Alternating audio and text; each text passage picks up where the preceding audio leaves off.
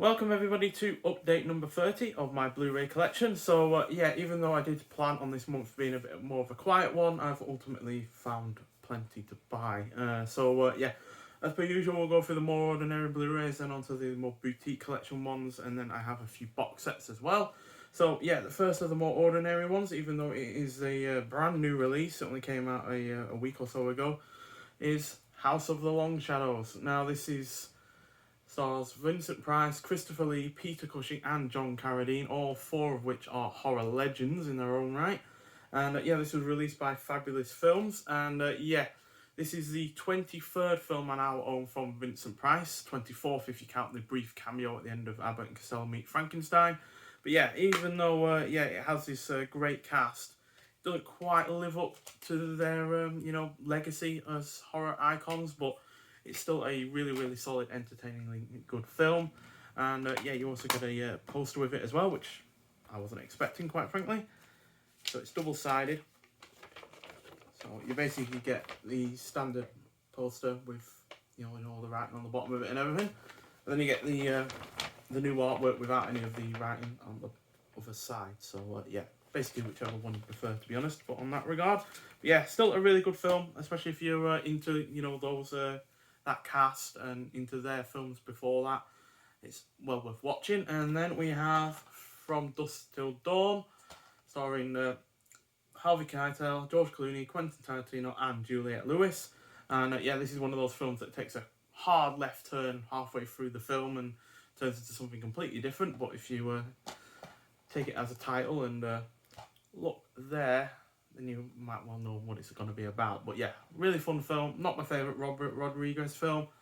Prefer the Desperado film, the first two at least, El Mariachi and Desperado. And yeah, Planet Terror is a bit better than this, but still a solid effort regardless, especially with that cast. And then we have a double feature from Amicus Productions, who were well known for doing their anthology horror films in the 70s and 60s, and yeah, two of them here, Tales from the Crypt and Vault of Horror. Tales from the Crypt is the better of the two, but still, they're both solid anthology films, and yeah, both got good casts. At least two of the stories in Vault of Horror are great, the rest are just about average, but yeah, Tales from the Crypt is definitely the better of the two. And yeah, the cast in the first one, Tales from the Crypt, stars Joan Collins, Peter Cushing again, and yeah, as well as Ian Hendry, Patrick McGee, and I think I've heard of Richard Green before, but I can't remember. And then Vault of Horror stars Den O'Malley, who's most well known for the Indiana Jones films, the first and the third one, as well as Tom Baker, Edward Judd, Kurt Jurgens, who would go on to star in Spy Who Loved Me a few years after the Vault of Horror. And yeah, it's just they're both really solid films, and yeah, well worth watching if you enjoy horror anthology. Although I would say also Dr. Terror's House of Horrors is also a pretty good one from Amicus Productions, and I think I have another one from them, but I can't remember. But yeah, they did several throughout the 60s and 70s, and yeah, I think there's only one more from them that I need to watch. So yeah, looking forward to that. Then we have a few from Hammer Horror, more specifically. First of which is Twins of Evil, again starring Peter Cushing, noticing a trend here, and yeah, also stars Dennis Price, and yeah, pretty solid effort from Hammer, who did it alongside the Rank organisation, who did a bunch of comedies in the 50s and 60s, and yeah, it's well directed. Peter Cushing is actually rather quite evil in this one, and yeah, he puts in a solid effort. You get a nice little booklet with it, and there's a disc itself. I forgot to actually show off the discs for Vault of Horror and Tales from the Crypt. They're actually the same disc that you get in the single release for the Tales from the Crypt. I was actually looking for that as a single release originally, but then I realised it came with this in this release, and I thought, for the same price, I may as well get the other film with it. And then we also have The Devil Rides Out, also starring Christopher Lee. And yeah, this is one of the stronger ones from that period of Christopher Lee's career. Definitely better than the first Dracula sequel, as far as I'm concerned. And yeah, it also stars Charles Gray, who was in a couple of James Bond films. He was Blofeld in Diamonds Are Forever, and he was the helper in You Only Live Twice. And then we also have The Plague of the Zombies. Also, this stars Andre Morel, who I've talked about before in the Hound of the Baskervilles from Arrow Video. And yeah, this is a film that kind of, set the template for zombie films in some way.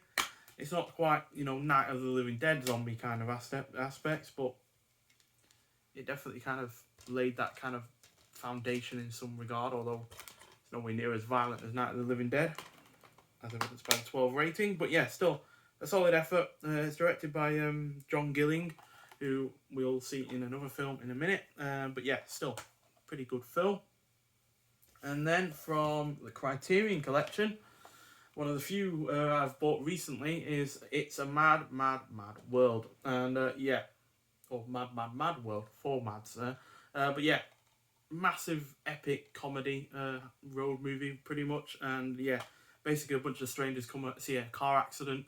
The guy that was driving the car is on the verge of death, but before he dies, he says that he buried a load of money in the desert. And yeah, all of the people end up going to try and find it. And yeah, it's really funny. It's got plenty of big set pieces where yeah, you can see they've put the massive amount of money in the production behind it. A lot of destruction and kind of action scenes in some regard. And yeah, got a great cast as well. It's got Spencer Tracy in it, Mickey Rooney, and yeah, they put in good performances. Directed by Stanley Kramer, who obviously before that did Judgment at Nuremberg and The Defiant Ones, which I've already shown off before in previous videos. And yeah, again, you get a nice booklet. The one problem I've always had with Criterion Collection is that there are always these fold-out ones. I mean, what's the matter with a staple? A couple of staples, are we really being that skint? But yeah, regardless, still a nice edition of that film. And then from Umberto Lenzi, we have Freehand for a Tough Cop.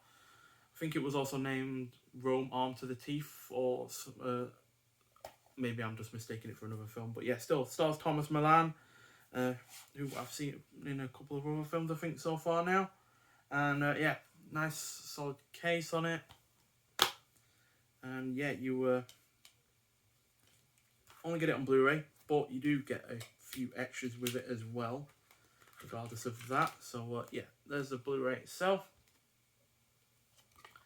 But you also do get a nice booklet. And yeah, got a couple of write-ups. The Crime Films of Umberto Lenzi by Austin Fisher. Monezzo's Machine by Francesco Masacchisi. And then Umberto Lenzi and His Crime World by Eugenio Ercoloni. I can't say Italian names. But yeah, still nicely done, to be honest. Got shots from the film. And yeah, it's an all-round solid crime film. Probably one of my favourite 70s Italian crime films, to be honest. And you get some art cards as well. So yeah, nicely done. Minor spoilers for the film. Yeah, definitely prefer this to the Tough Ones and the Violent Professionals, which I've also shown off previously. I think they were in the previous update, to be honest. So yeah, good release.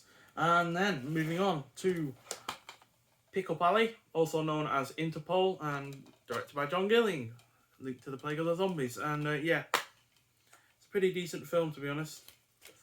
Does follow a lot of the tropes of the film noir genre, but it's also quite of a globe-trotting one. It's not just set in America. It starts off in America, and then you move on to the likes of London, and then Portugal, and then also Italy. So yeah, it's quite a globe-trotting film, to be honest. And yeah, Victor Mature is really good in it. So is Anita Ekberg, and especially Trevor Howard is quite menacing as the antagonist. So yeah, overall a really solid film. And then something a bit newer, starring Mads Mikkelsen, The Hunt. Now this is quite a hard-boiled film, to be honest. He basically gets accused of being a paedophile, basically. And he's got to basically try and convince his entire close-knit community that he isn't. And yeah, it's got Mads Mikkelsen, as per usual, puts in an amazing performance. And yeah, it's about time that I quite frankly got my hands on this, to be honest. So yeah, pretty solid film. And then going something a bit more classic again, The Apartment, starring Jack Lemmon and Shirley MacLaine, as well as Fred MacMurray, who was in one of the Columbia Noir films. And yeah, really solid comedy. 2 hours, it doesn't feel it, to be honest, and it's directed by Billy Wilder, who's done good stuff as well before that I've seen. So yeah, and this ranks up there with the good stuff that he's done before, like The Lost Weekend and Sunset Boulevard and stuff like that. So yeah, highly recommend that. And then both from Signal 1 and Plan B Entertainment, who seem to have merged, I feel. But yeah, first from Signal 1, Guns at Batasi. I've not seen this yet. This is a blind buy like some of these films have been. But yeah, it stars Richard Attenborough and Jack Hawkins and Mia Farrow, so, which is the main reason I got it. And yeah. It's also got a weird kind of link to John Carpenter, because the director also did the music, which is something like John Carpenter did. So yeah, I like that when directors do a little bit more than just direct. Take Peter Hyams, for instance, who did most of the cinematography for most of his films. So yeah, but still, I hope that's a good film. And then one that isn't a blind buy is The Boston Strangler. Now, even though I did enjoy this film upon first watch, I didn't initially want to buy it because it was quite expensive, and I didn't feel like I enjoyed it enough to be in my collection. But then I looked back on what I said in my review on Letterboxd, and I thought, yeah, maybe I should get it. And then I especially went and got it when it was only $5.99 in HMV. So yeah, that was about a tenner off normal. So yeah, really thought it was worth it for that price. And yeah, especially since it's directed by Richard Fleischer, who I've been watching several films from so far this year. So it's Tony Curtis, Henry Fonda, and George Kennedy, who are a really good triple lead cast. And yeah. And again, like Guns at Batasi, double disc, Blu-ray and DVD. Now, moving on to the main purchases for this, well, in the last few weeks, and they are, let me get them out. Firstly is Marvel Cinematic Universe Phase 2. Now, I bought Phase 1 yonks ago, so yeah, thought it was high time to get Phase 2. And yes, I know these are all on Disney Plus, and yeah, there are 4K versions of these out there as well. But still, I feel like this is a well worth getting the collection, to be honest. So you have it physically, and yeah, they're doing really nice box sets, to be honest. So yeah, Future, should I say? Iron Man 3, For the Dark World, which I've not seen since it came out in the cinema, so I have no memory of it at all. Captain America, The Winter Soldier, Guardians of the Galaxy, Avengers Age of Ultron, which again I've not seen since it came out in the cinema, and Ant-Man, again, not seen it since it came out in the cinema. And yeah, you also get a bonus disc with it as well. And you also get really rather nice Art Deco art cards that you got like in the first phase, which I think are really nicely done. This is easily the best part of the editions that you get with this box set. You do also get posters for each of the films, but you probably already know what those posters look like, so I'm not going to show them off because there's obviously 6 of them, and yeah, I've already been here long enough, so yeah. I like the Guardians of the Galaxy one, that's probably one of my favourites. And then Avengers Age of Ultron. So yeah, really nice collection. I do have my eyes on Phase 3, Part 1 and Part 2. But yeah, they're still quite expensive at the moment, whereas this was like £10 off normal. So yeah, I figured it was well worth getting. And then we have the Cartoon Saloons Irish Folklore Trilogy.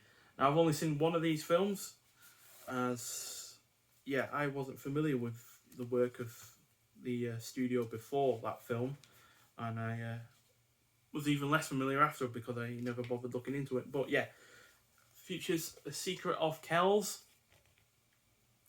Song of the Sea, and Wolf Walkers, which is the most recent one to be released. And then you also get a bonus disc as well. And yeah, it's really nicely well presented, this. Love the art that it's got going on. Especially love the box, which is solid, and it's got really nice gold accent to it. and it really shines and pops. And yeah, it's easily the nicest looking thing I've bought. It was originally £50, but then it went down to about 38 on an Amazon sale, so I figured it was well worth getting. And yeah, you get some art cards, all of which have that on the back of it. But then you get the new artwork they've made for this release, and shots from the film. No idea if that's upside down or not. So yeah, I've only seen Song of the Sea, not seen the other two, but Song of the Sea is easily one of my favourite animated films, so I figured even getting it just for that is well worth it. Then you get a booklet that has, you know, drawings of how they came up with the concepts. So yeah, really nicely done. You also get a poster with the new artwork that I've already shown off on the art card as well. And finally, we have the Jean-Pierre Melville Essential Collection. Now, this doesn't feature every film he ever did. It features his oldest film out of this is from 1956, but I think he did a few films before then. And there's one from the 60s that isn't featured here that I am interested in watching, called The Second Wind. But this still features his most well-known films, outside of one, The Samurai, which we already have anyway, so I'm not too fussed about that. But yeah, it does also feature another film I already have, but we'll get to that in a minute. But I'm not too fussed about the fact that I already have it, because the rest of the films are well worth it, to be honest. So yeah, we first have Bob the Gambler. Sounds better when you say it in its French name, but I don't know how to say it. Then we have Leon Morin Priest. Then we have Les Douleurs. Then we have the one that I was most interested about getting, because it's my favourite film of the year so far that I haven't seen before this year, Army of Shadows. Then we have the one that I already have, Le Cercle Rouge. I already have it on 4K, so there's no point in really talking much about that. I've already shown it off before. And then his final film that he made before he unfortunately died in 1973 is A Cop, or Un Flic. Yeah, and then you also get a bonus disc with a short film, and then an interview, I think, with him in the mood for Melville. So yeah, really nice release this is. It's a bit fiddly to undo and everything like that. Unfortunately, I seem to be struggling right now to get it done. Yeah, there we go. It's a little bit fiddly, but yeah, still really nicely done. I adore Les Douleurs, I hope I'm saying that right, and Army of Shadows already. I've seen Bob the Gambler recently, which was a solid film, certainly set the foundations for Melville's later films, and yeah, and obviously even though it doesn't have Le Samurai, I'm not too fussed about that, because like I said, I already have that on Blu-ray from the Criterion Collection, and even though I already have Le Cercle Rouge on 4K, it's still worth getting just for those other films, because, you know, we still have two films that I consider to be some of my all-time favourites from the 60s. Then we have Bob the Gambler, Le Morin Priest, and Un Flic, or The Cop. So yeah, you still got 1, 2, 3, 4, 5 films, which, considering it was only like £32, is well worth it. And you also get a nice booklet as well. So yeah, talking about the films. Don't think there's a contents on this. There's a Bob the Gambler, by the way. But yeah, Melville, an introduction, the concept of light, the concept of fate, a difficult start to his career. So yeah, basically just write-ups about Melville in a lot of ways. And there's the one I already have on 4K, Le Cercle Rouge, which is another excellent film. So yeah, a lot bought in the last few weeks, to be honest, but all of them I adore, and yeah, especially the ones I've already seen, obviously, and yeah, bit expensive, but well worth it, and yeah, it's really bumped up my collection. I'm not far off 1,000 now, so yeah, when I do hit 1,000, I will be doing a special where I run through some of my all-time favourite aspects of my collection, the good and the bad, and yeah, thanks for watching, and I'll see you in the next one. Bye.